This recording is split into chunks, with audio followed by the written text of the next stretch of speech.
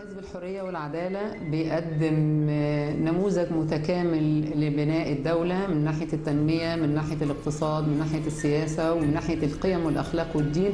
لكن كل ده مش هنقدر نحققه إلا بالتعاون مع أهلنا المصريين المواطنين المحترمين اللي أنجزوا أعظم ثورة في 25 يناير.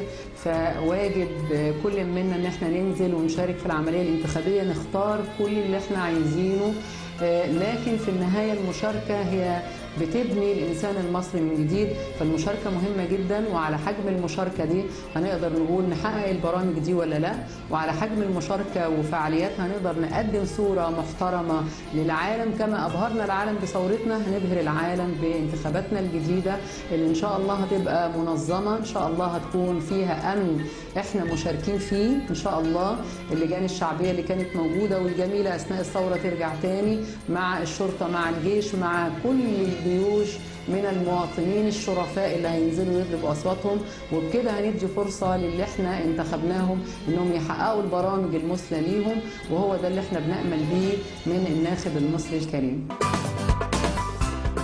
الحرية والعدالة نحمل